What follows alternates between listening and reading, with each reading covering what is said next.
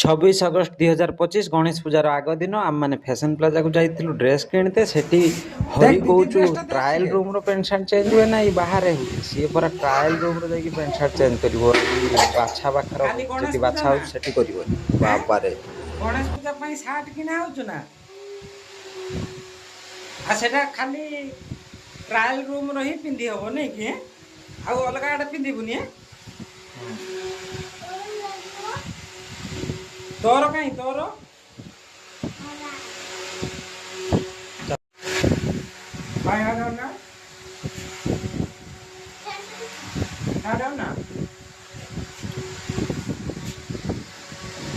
purse अच्छी आ fan अच्छी परा कहीं में फैन फैन है आ पर्स कहीं